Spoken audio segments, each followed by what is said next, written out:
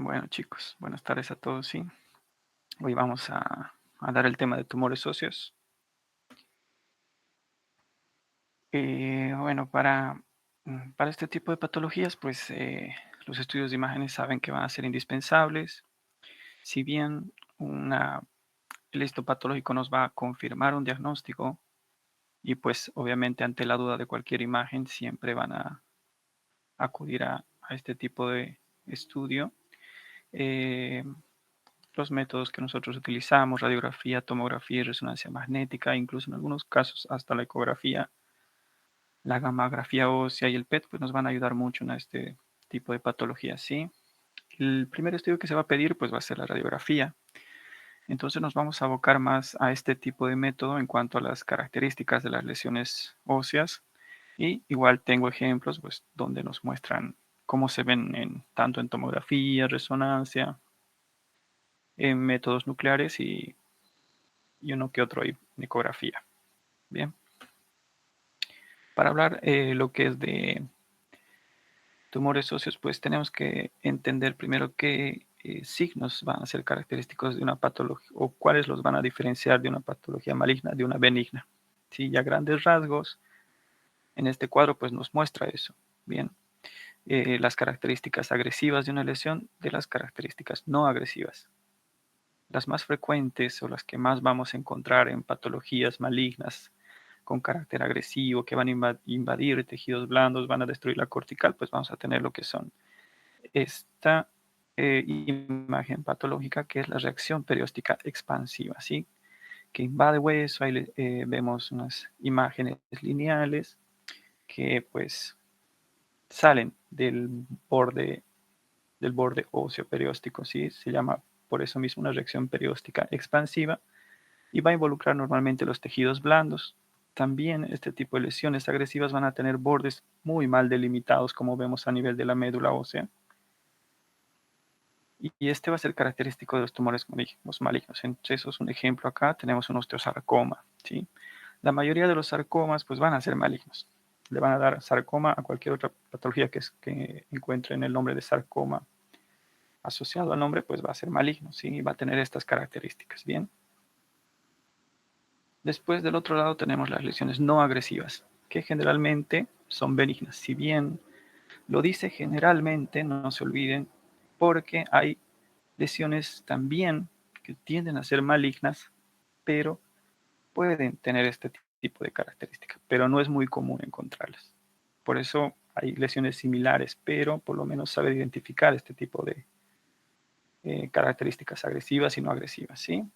Las no agresivas, pues son lesiones bien delimitadas, que normalmente no sobrepasan lo que es la cortical del hueso, capaz puedan expandirlas un poco, empujarlas, adelgazar la cortical, pero no van a llegar a destruir el hueso ni formar ese tipo de reacciones periósticas que vimos en las agresivas, ¿sí? Acá tenemos, por ejemplo, un ejemplo de un quiste óseo único, ¿bien? Después igual vamos a ir viendo tumor por tumor, pero hay que entender bien esto, ¿ok? Acá tenemos una imagen donde nos muestra pues la zona de transición de las lesiones.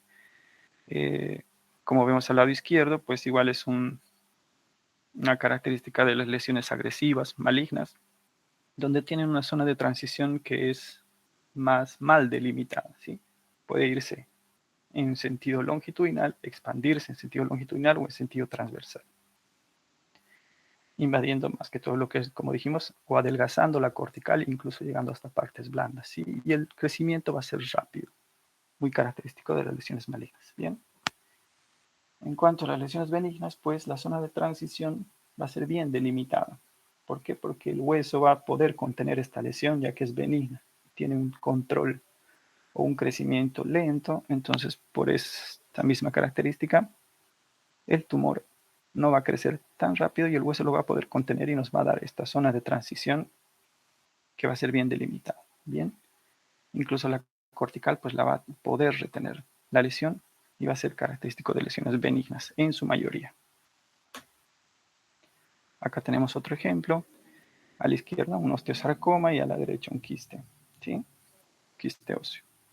Como vemos a la izquierda, esta lesión es una lesión agresiva que más obviamente tiende a ser maligna. ¿Por qué? Porque dijimos que tiene una destrucción de la cortical, va a tener un crecimiento rápido, una zona de transición mal delimitada y las características que vamos a mencionar después también, como tenemos acá el triángulo de Codman que se forma por la saliencia del periósteo, que es muy característico de las lesiones malignas. Bien, las lesiones benignas, pues una zona de transición bien delimitada donde el hueso pues, va a poder contener el crecimiento de este tumor, ya que es lento, a diferencia del maligno, y la vamos a poder delimitar.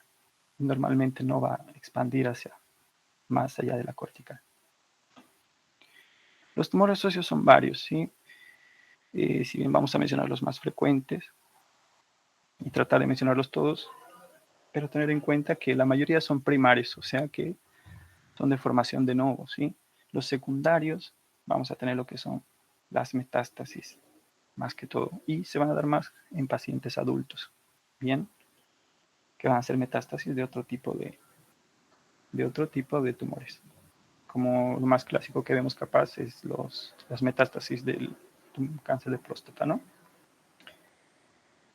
Y después tenemos formadores de hueso, que son los ósteos, asociado al nombre de cada tumor. Después los condros, que son formadores de cartílago.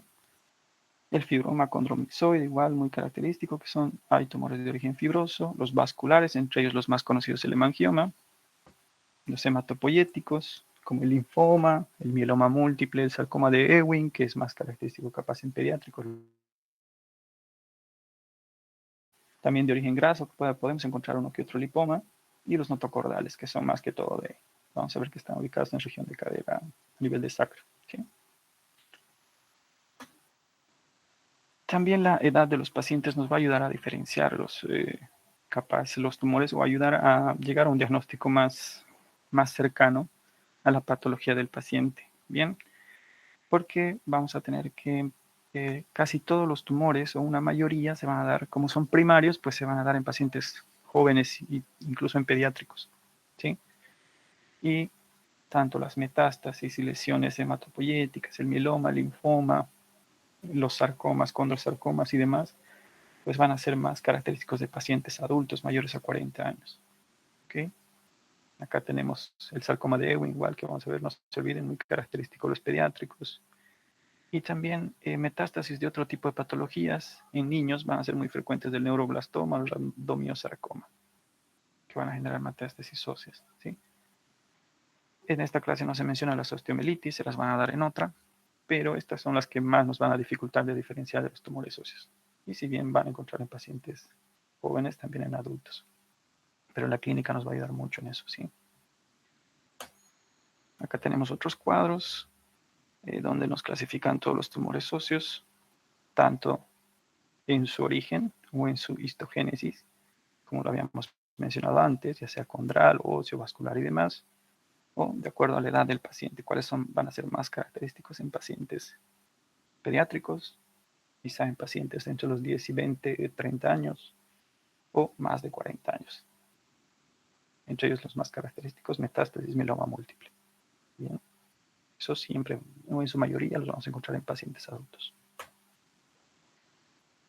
Acá tenemos más cuadros de las clasificaciones en cuanto a las imágenes de todos los tumores óseos. Lo tienen en Radiopedia todos a disposición y acá en la diapositiva igual, cuando gusten entran y lo revisan. Acá son lesiones óseas en pacientes jóvenes y menores de 30 años los más característicos que van a presentarse.